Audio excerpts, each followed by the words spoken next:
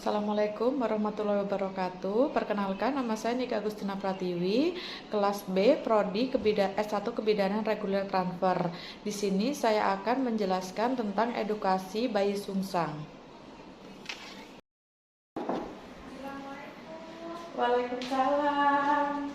Silakan masuk. Silakan masuk, Bu. Iya, Bu.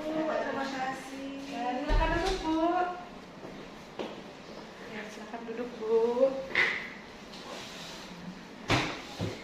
Ya, perkenalkan, nama saya Bidan Nika ya, Bu ya. Dengan Ibu siapa ini? Ibu Ana, Bu. Ya, Bu Ana. Ya, Ibu ini ada keluhan kan? Iya, Bu Bidan. Tenang aja, Bu. Kalau di sini saya akan menjaga kerahasiaan Ibu. Ya, di sini apa keluhannya Ibu? Gini, Bu Bidan, saya itu kan 1 minggu yang lalu tuh kan USG sama dokter, kata dokter itu posisi anak saya pernah sungsang, Bu Bidan. Nah, habis itu kan saya tuh nungging sujud kan suruh banyak kayak gitu kan, Iya. udah supaya muter. Nah, ini saya mau cek Bu Bidan, apakah kepala anak saya sudah muter atau belum? Oh iya, Bu. Nah, kalau sungsang itu, Bu, memang di mana kondisi yang tidak normal pada ibu hamil ya, Bu ya. Memang yang seharusnya kepala bayi itu harus ada di bawah, ini jadi ada di atas ya, Bu.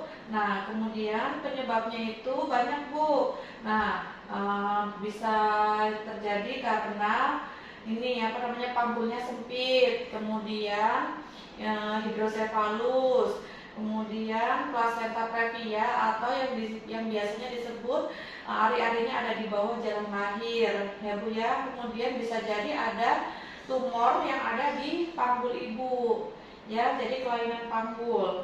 Nah, kemudian bayinya itu bayi kecil bisa jadi, Bu.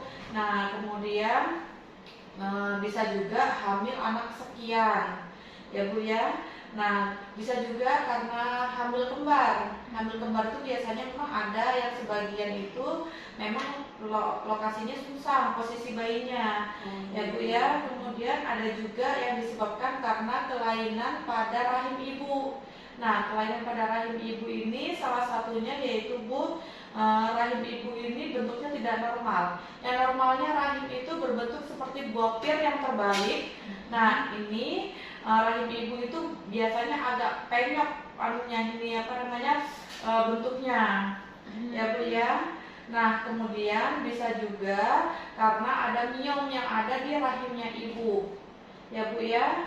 Kemudian resiko pada saat persalinan. Nah, mohon maaf, ini anak keberapa ya, Bu ya? Anak kelima. Anak kelima. Nah, biasanya kalau pas resiko waktu persalinan, apalagi ibu dengan anak kelima ya, Bu ya, biasanya bisa terjadi ini, Bu, perdarahan, kemudian macet pada saat persalinan ya, Bu ya.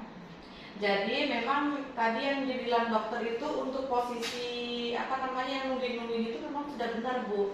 Itu biasanya ibu posisi kayak gitu sesering mungkin ya, Bu ya, seperti kayak sujud itu loh, Bu. Ya, kemudian bisa juga dengan ibu berenang. Banyak berenang, iya berenang. Tapi nggak bisa berenang, Bu Bidan. Oh, kalau gitu ibu mengikuti kelas yoga. Bisa juga mengikuti kelas yoga ya, Bu ya. Di sini, Bu, ada yang mau dipertanyakan atau sudah jelas dengan penjelasan saya? Terus Bu Bidan, ini kan sungsang nih. Kan saya kan ngikutin kelas yang Ibu ajukan tadi. Salah satunya yoga, kalau berenang kan bisa berenang. Iya. Yoga kalau nungging, oke, saya bisa nungging. Kalau yoga bisa juga. Terus Bu Bidan, kira-kira ini kan saya hamil 7 bulan. Iya. Masih ada kesempatan kan kemudian kalau bayi itu akan mutar kepalanya di bawah? Nah, untuk anak yang sebelumnya berat lahirnya berapa ya, Bu ya? 32, 33, ada yang 36, macam-macam sih. Yang anak pertama itu 32, yang kedua itu 33, yang ketiga itu 34, yang keempat itu 36. Oh, besar-besar ya, Bu ya. Jadi gini, Bu, selagi kepala ini belum masuk panggul, jadi Ibu bisa ada kesempatan masih untuk kepala bayi itu muter. Jadi Ibu sering-sering yang tadi ya, Bu ya, yang saya jelaskan mengenai yang kayak posisi sujud itu. Kemudian nanti Ibu rajin mengikuti kelas yoga. Ya, Bu ya. Nah, di situ nanti diajarkan teknik relaksasi, kemudian apa namanya, yang posisi-posisi yang baik untuk apa namanya, ini bayi sungsang ini, ya. Ya. Jadi kalau misalnya bidan sampai lahiran misalnya posisi bayi saya itu masih sungsang, kira-kira bisa lahir normal kan bidan? Ya itu. Nah biasanya Bu, kalau berat lahir bayinya ini nggak lebih dari 36 ya Bu ya, yang tadi yang paling besar ya, itu biasanya bisa untuk lahiran normal. Ya. Jadi nanti konsul juga sama dokter spesialis obstetri Bu ya untuk kelahiran normalnya. Ya, apalagi kan ini dengan anak yang kesekian ya Bu Ana ya Bu. Nah, nanti Bu ini kontrol lagi 2 minggu yang akan datang. Jadi nanti kita akan melihat untuk progres bayinya, apakah dia sudah muter atau belum. Baik, Ya. siap-siap bidan. Ya, sudah mengerti ya Bu ya? Ada yang mau ditanyakan lagi Bu? Sudah jelas, sudah paham. Oh, oke. Terima kasih ya Bu ya. Iya, terima kasih atas kunjungannya. Iya, bidan, terima kasih.